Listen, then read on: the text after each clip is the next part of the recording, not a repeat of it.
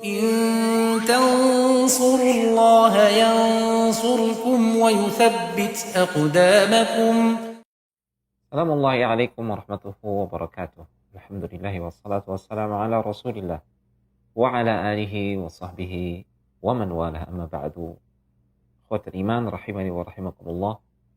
Kita bersyukur kepada Allah tabaraka wa ta'ala dan kita memujinya dengan sebesar-besar pujian. Karena berkat taufiknya kembali kita bisa mengkaji kitab ini, kitab Al-Aqidah Al-Wasithiyah karya Syekhul Islam Ibnu Taimiyah rahimahullahu ta'ala rahmatan wasi'ah. Pada kesempatan kali ini beliau akan kembali memaparkan cakupan-cakupan al-imanu billah, keimanan kepada Allah Subhanahu wa taala.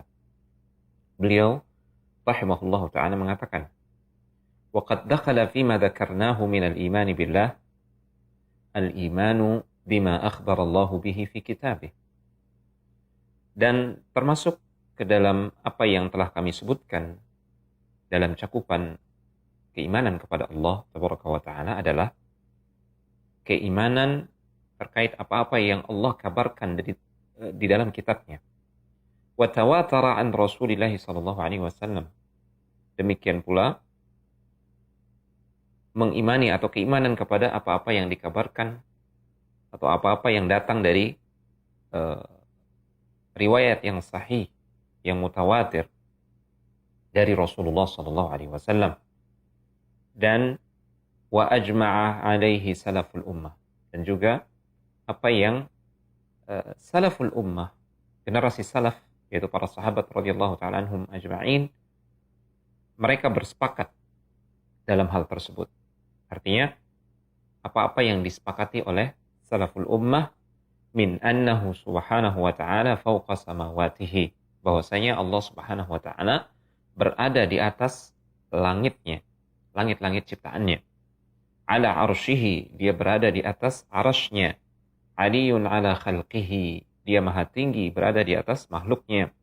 Wa huwa subhanahu ma'ahum aynama kanu, dan dia Allah subhanahu wa ta'ala senantiasa bersama mereka, hamba-hambanya atau makhluknya, dimanapun mereka berada. Kebersamaan Allah ini sudah kita bahas. Kebersamaan dengan ilmunya, pendengarannya, penglihatannya, dan kekuasaannya. Ya'lamu ma hum amilun.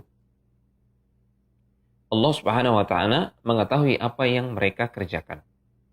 Kama jama'a baina dhalika fi qawlihi. Sebagaimana hal-hal ini Allah kumpulkan di dalam firman-Nya. Walladzi khalaqas samawati wal arda fi 6 ayyam thumma istawa 'alal 'arsy. Dialah Allah Subhanahu wa taala yang telah menciptakan langit-langit dan bumi dalam 6 masa. Kemudian dia beristiwa di atas arasy-Nya. Ya'lamu ma yaliju fil ardi wa ma yakhruju minha. Allah Maha mengetahui apa yang masuk ke dalam bumi dan apa yang keluar dari bumi. Dan Allah Maha mengetahui apa yang turun dari langit, wa ma yanzilu minas sama'i wa ma ya'ruju fiha. Allah Maha mengetahui apa yang turun dari langit dan apa yang naik ke langit. Wa huwa ma'akum aina ma kuntum, dan dia bersama kalian dimanapun kalian berada. Kebersamaan ini sekali lagi adalah kebersamaan Allah dengan ilmunya, bukan dengan zatnya, karena Allah sudah menyebutkan dirinya beristiwa di atas arasy. Ya, zatnya, zat Allah Subhanahu wa taala yang maha agung, maha sempurna, berada di atas arasy. Adapun ilmunya, maka ilmunya meliputi segenap hambanya. Ilmunya bersama segenap makhluknya. Wallahu bima ta'maluna basir. Itulah sebabnya di akhir ayat ini Allah tabaraka wa ta'ala menegaskan, dan Allah Subhanahu wa ta'ala maha melihat apa yang kalian kerjakan. Dalam surat Al-Hadid ayat yang keempat. Walaysa ma'na qawlihi wa huwa ma'akum annahu mukhtalitun bil khalqi. Bukanlah yang dimaksudkan dengan firman Allah, wa huwa ma'akum, dan dia bersama kalian. Bukan yang dimaksud bahwasanya Allah tabaraka wa ta'ala bercampur baur dengan makhluknya atau bersatu dengan makhluknya. Fa inna hada la tujibuhu lughah. Karena makna yang demikian ini tertolak secara bahasa. Kemudian wa huwa khilafu ma ajma'a alaihi salaful ummah. Demikian pula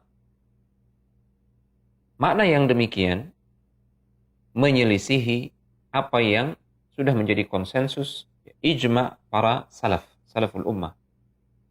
Kemudian wa khilafu ma fatarallahu alaihi al-khalqa. Dan itu menyelisihi fitrah Allah tabaraka wa ta'ala yang Allah sudah tanamkan kepada makhluknya.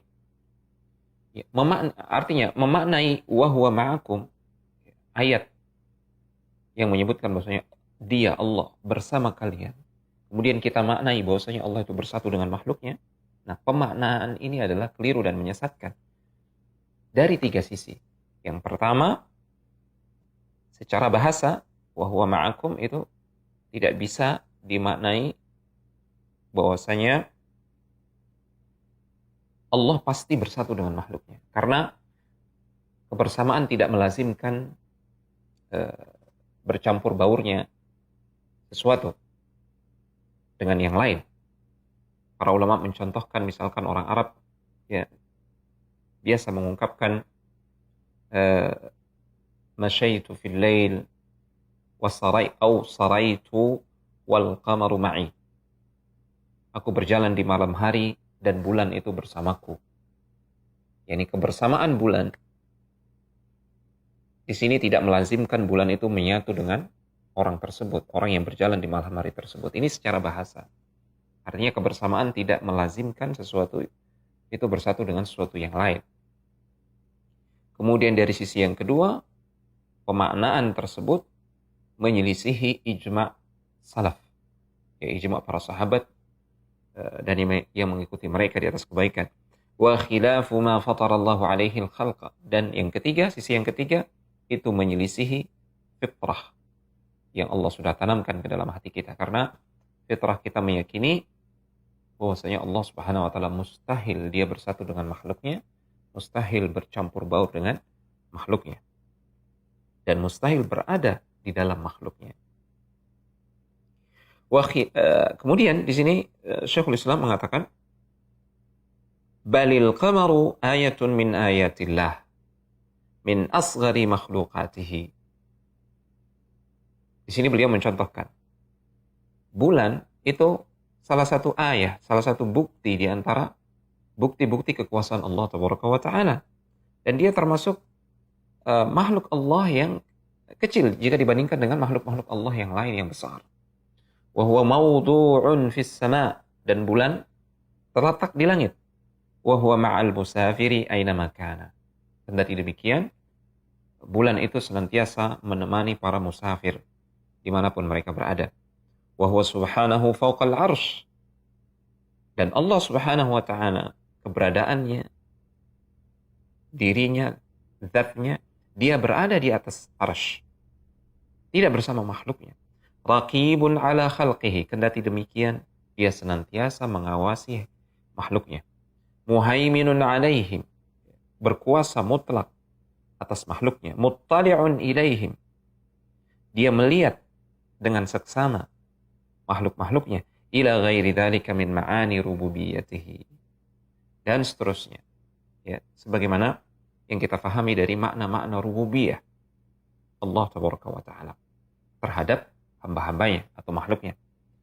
Wa kullu hadzal kalami alladhi dzakarahu Allah min annahu fawqa al-'arsy wa annahu ma'ana haqqun 'ala haqiqatihi. Semua hal ini yang telah disebutkan oleh Allah Subhanahu wa Ta'ala bahwasanya dia berada di atas arsy, namun dia juga senantiasa bersama kita. Ini adalah hak sesuai dengan hakikatnya. Keberadaan Allah di atas arsy, lalu kebersamaan Allah dengan ilmunya, dengan segenap hambanya atau kepada segenap hambanya, ini adalah perkara yang hakiki, bukan perkara majaz. La yahtaju ila tahrifin, tidak membutuhkan tahrif, ya, penyelewengan makna atau takwil yang batil. Walakin yusanu 'anil dhununi al-kadhibah. Namun Allah Subhanahu wa taala wajib kita jauhkan dari persangkaan-persangkaan yang keliru. Contoh misalkan ketika kita mengatakan Allah Subhanahu wa taala senantiasa bersama hamba-hambanya dengan ilmunya, bukan berarti kita menolak Allah itu berada di atas arsy. Sebaliknya ketika kita menetapkan Allah itu berada di atas arsy, bukan berarti kita menganggap Allah Subhanahu wa taala butuh kepada arsy, atau Allah berada di suatu tempat kemudian Allah dilingkupi oleh makhluknya misalkan. Bukan berarti ketika kita membaca ayat wa huwa ma'akum dan dia bersama kalian, bukan berarti Allah bersatu dengan makhluknya, berada di bawah kolong langitnya. Tidak. Allah Subhanahu wa taala maha tinggi di atas segenap makhluknya. Ini yang dimaksud dengan adz-dzunun al-kadzibah, persangkaan-persangkaan yang keliru tentang Allah Subhanahu wa taala. Kita wajib menjauhkan diri dari hal tersebut.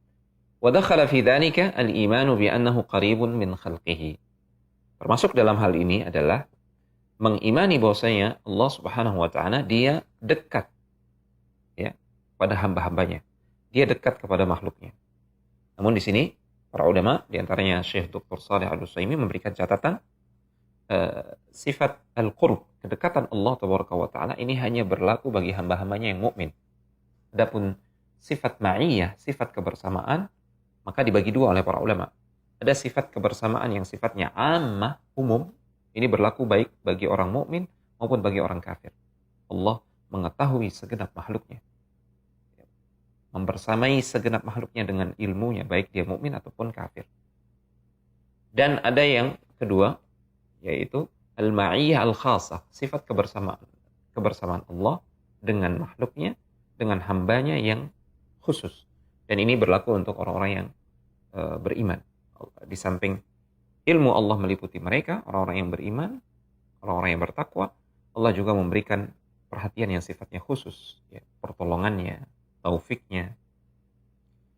Adapun sifat dekat, al-qurb, ini hanya berlaku bagi hamba-hamba Allah yang beriman. Kama qala subhanahu wa ta'ala, sebagaimana yang difirmankan oleh Allah tabaraka wa ta'ala dalam surat Al-Baqarah ayat yang ke-186, wa idza sa'alaka 'ibadi 'anni fa inni qarib. Dan jika hamba-hambaku bertanya kepada engkau wahai Muhammad sallallahu alaihi wasallam tentang aku, tentang Allah Subhanahu wa taala, fa inni qarib, maka sesungguhnya aku ini dekat. Sekali lagi, dekat di sini khusus bagi hamba-hamba Allah tabaraka wa taala yang beriman. Ujibu da'watad da'i idza da'ani. Aku menjawab doa hamba-hambaku yang berdoa kepadaku.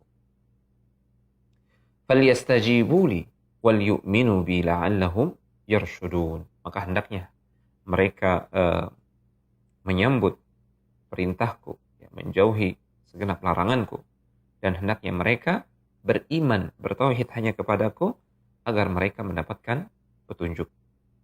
Wa qala an-nabiy sallallahu alaihi wasallam, innal ladzi tad'unahu aqrabu ila ahadikum min 'unuqi rahilatihi. Dan juga di dalam sabda Nabi sallallahu alaihi wasallam yang menunjukkan bahwasanya Allah itu dekat. Beliau bersabda, sesungguhnya Allah, zat yang kalian seru, dia itu lebih dekat kepada kalian daripada leher tunggangan kalian. Wa ma dzukira fil kitabi was sunnati min qurbihi wa ma'iyyatihi la yunafi ma dzukira min 'uluwihi wa fawqiyatihi.